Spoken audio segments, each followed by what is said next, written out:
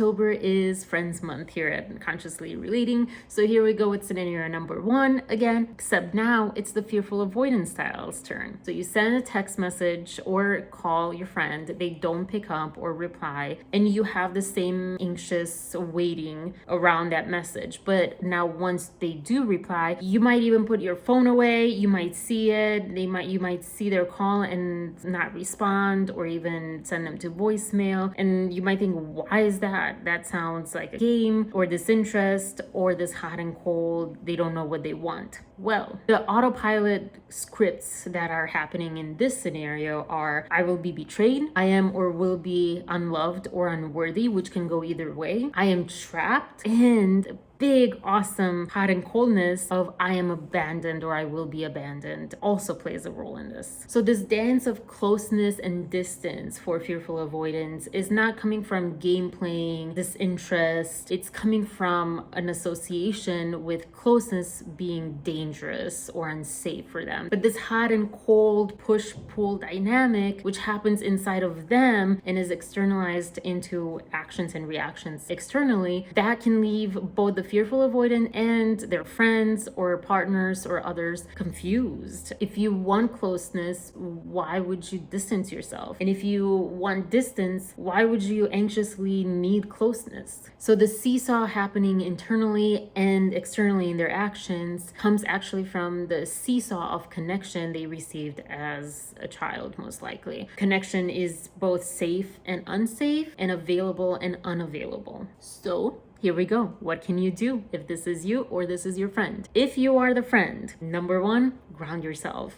Just like I mentioned in the previous video, breathe, take deep breaths, and just ground yourself in your body in the present moment, which facilitates differentiation and empathy. Number 2, depersonalize their action. Recognize where their actions, or especially this combination of actions, might be coming from. And number 3, get curious on their level of self-awareness around this. Are they aware this is happening? Are they aware of their wounds and fears? Or are they so unaware they're just reacting? Number 4, acknowledge and validate where they are at right now. Number 5, reassure them from a place of empathy and differentiation and compassion. And finally, number 6, present your side of the story. Present your side of things. Perhaps they're perceiving your rejection that wasn't there, but always do it with compassion and differentiation. Now, this is you. Well, the same thing. Take deep breaths, ground yourself, be in this present, not in the past, not in the situation, not in the future. Just be in this present moment as an alive human being. Take deep breaths and ground your body. Number 2, without judgment, get curious of your inner dialogue. What is on repeat in your mind? What are the stories that you're thinking about this particular scenario, about your friend, etc., without judgment? Number 3, now you validate your own self, your own part that is just trying to keep you safe by doing these actions. So acknowledge the wound over the tactic. And then number 4, get curious what's behind that tactic. What is the tactic trying to keep you safe